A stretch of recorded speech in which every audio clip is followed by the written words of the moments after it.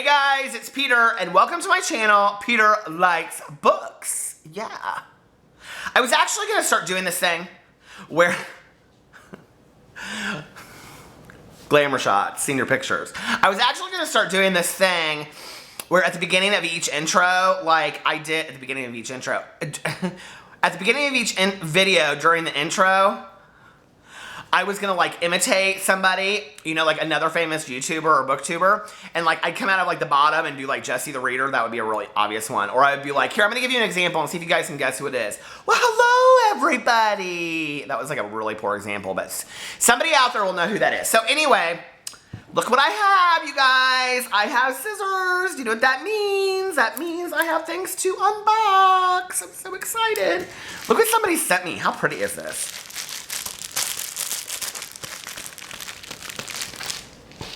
And look what else I have. But guess what? Nobody sent this to me. I ordered it, but I'm going to open it on here anyway. No, I don't just get things in the mail now because of all that. I just don't.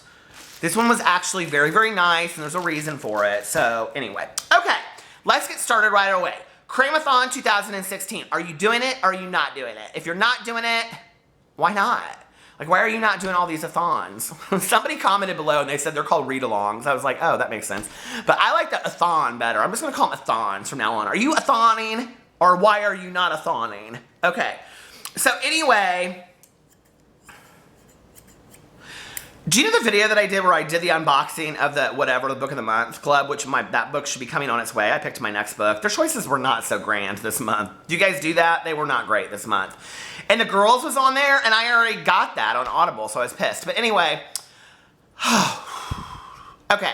So on that video, I said that my mom taught me, because you guys know I had that huge knife, and I was like, my mom taught me when I was growing up that you never hand a knife to somebody this way. And then I pulled these scissors out tonight, and I was like, no, it's you never hand scissors. Ah! You never hand scissors to somebody that way. You always hand them to them the handle. You would never hand a knife to somebody. That was like the biggest, stupidest thing I've ever said. I mean, probably not the stupidest thing I've ever said, but I mean, hello. Okay, so Cramathon 2016. First of all, let me just tell you that last night I took a break from my Cramathon books because, well, I felt like it. But anyway, so I was reading like 5 minutes of Helter Skelter. I think the world is trying to tell me something about that book. I cannot get very far into it, and I swear, I like read it like this, and I'm like a page, and I'm like this. I constantly think somebody's gonna come like running around the corner and being like this. Ah! Like while I'm reading that book. Like I'm terrified, right? This is a true story, what I'm about to tell you. So it's about 4:30 in the morning, okay? I am reading Helter Skelter. I'm gonna read 5 minutes of this and I'm gonna go to bed because I had some clients today. So I'm sitting there on the front porch and I'm reading it, terrified, right? All of a sudden, I hear something that sounds like people running down the street. Now, we live in a very quiet neighborhood, okay? It's actually a lot of retired people in here, and this was my mom's condo, and then I moved in here after she passed away with them and Alex. So anyway, I heard like all these people running down the street, and then I heard like what sounded like they were like throwing rocks through my car or something. Okay, I was terrified, you guys. So like I ran inside the house. I was like, what the fuck is going on? Excuse me, but I said what the fuck because I cuss. Anyway, I don't cuss that much on here. I'm very proud of myself. But anyway, so I like ran inside and I'm like looking out the kitchen window, and like Pee-Pee is like right there with me. He's like wondering what's going on, and I'm like, you know, Pee-Pee, come here. And I'm like, what is going on? Like out there. And so finally I just went to bed.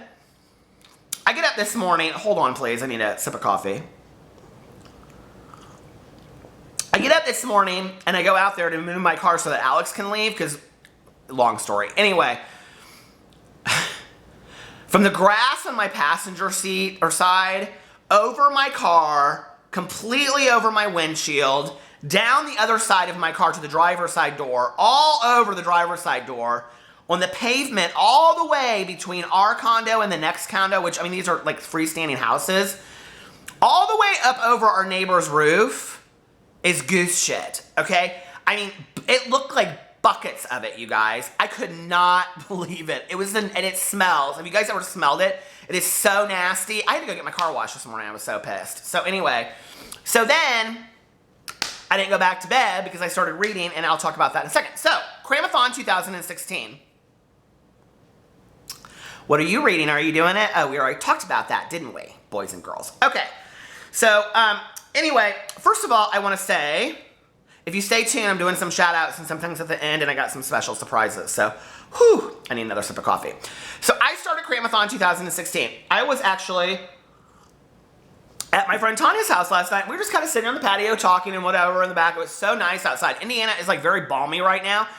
Like, it's not super hot, but it's kind of humid, and it's like very windy, and it feels like southern Florida. It's weird. It's very nice. So anyway, we were sitting out there, and she goes, and I mean, she is like Alex is very excited for me. Tanya's excited with me, even though she's not doing it. I'm trying to get her to do booktubeathon. She's like, no, I'm not doing that. So anyway, she's like, I don't have enough time to commit to that. I'm like, you read a book a day. So anyway, we're sitting out there, and she's like, aren't you supposed to start your Cramathon thing? And I was like, what time is it? And I like looked at my phone, and it was like 12:30. I was like, oh my God, I have to get home. Like, I was serious, you guys, like serious. Like, I got home, and I started like right away. I went out to the front porch, and I started reading right away. Okay, so where am I at? So first of all, you guys are gonna get to see the books that I finally picked. The book that I'm reading that is 200 pages or less is Muriel Spark, The Public Image. And kind of what I did last night was I just read a little bit kind of each book, if that makes sense, because I kind of want to just dive into it and get into it. And then what I really felt attracted to, I was going to read first and then down the road. So anyway,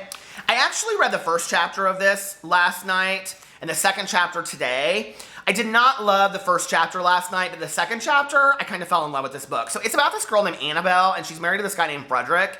The book was written in 1968. It's very funny, the cultural references. I mean, there's a part, okay, so she's an actress, and she's like this horrible actress. She really basically plays herself, a la Julia, what's her name? Julia Roberts, you know? Like, I mean, it's the same role all over again. But for some reason, like, society loves her. It's kind of an ingenious story. But her husband has this huge issue with it because she's this total phony. Well, she's kind of very tongue-in-cheek, and she kind of knows that she's like a phony. Like, she believes acting is just like showing up. And so she has this friend named Golly, and I think it's Golly, yeah, and who's very like Holly Golightly, but anyway, I think from the Philippines. And they're very kind of like rich kids of Beverly Hills, and it's very witty, and the whole thing is so funny. And like, okay, so the movie that kind of gets her famous, she's a governess, and she goes and dances in this fountain in Rome. Did you ever hear of the movie La Dolce Vita? I mean, Muriel, you're terrible. So anyway, it's really good though. Like, I kind of like, I got it. You can tell it's kind of like, I don't know how to explain it. There's pieces of it that remind me of, why can't I think of her name? Patricia Highsmith, is that her name? That writes the Talented Mr. Ripley books. It kind of reminds me of that a little bit. So I really, really like it. Tossed in with a little bit of like Hemingway and Fitzgerald from like the Expatriate years. I love it. I think it's very good. So anyway, then I'm reading the graphic novel, The Girl Who Owned a City, which I guess is also a book. You guys, it's just not very good. I mean, I was watching some of these people's TBRs on graphic novels, and one girl, I don't know who I think her name is, I got it off of the Cramathon TBR, like on the Twitter thing. God, what is her name? It's cute. Beatrice, I think is her name. I might be wrong, I apologize. But anyway, she's reading this graphic novel called My First Dior. And it's about this girl that goes to a Dior fashion show in like the 40s. I'm like, hello, why was that one not at Barnes & Noble? Like, I totally would have wanted to read that over this shit, this trite shit that's about some girl. And it takes place in Atlanta, and it's kind of like The Walking Dead. And I was like, really? I mean, you couldn't have gone a little deeper than that, but the pictures are pretty, so. Okay, and then I'm reading Tilt by Ellen Hopkins. You guys, I like sat down and just chunked right through a big part of that. I mean, I am loving this book. Do you guys know how much I love Ellen Hopkins? Oh my God, and I tweeted her and she tweeted me back because we're like friends like that. No, but we did interview her for our website, and I emailed her back and forth a couple times. She's super awesome, and she's like a people person. Like, she's not like one of those authors that's like untouchable. Like, do you guys know, like, Ellen Hopkins is like one of the biggest like young adult authors of our time. And she's like, teaches classes and is just like, oh yeah, I'm out with my friends and we went to Ryan's buffet. I mean, she's just real laid back, you guys. She's so cool.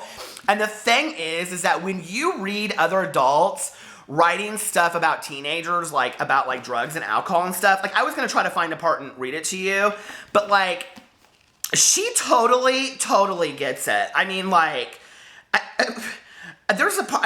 these kids in here are like fucking and smoking blunts and first love and sneaking out of windows. And she's like, one of the words that she uses for weed in this book is like, I mean, she does her research so well. And it's so funny, some of the things I read, I'm thinking to myself, like, this is Ellen Hopkins writing this. I mean, it's ingenious, you guys. So this one is really about four kids who somehow chronic illness affects them in their lives. Does that make sense? And I'm not going to tell you any more than that because this is a must-read tilt. It's so good. I'm 100 pages in. And then I'm reading Rick Yancey's Last Star. Okay, so I don't know how much attention I want to give this book because it is absolutely horrific. Horrible. Muriel, you're terrible. Are you guys watching Big Brother? Okay. So anyway, yeah. I'm halfway through with the Last Star.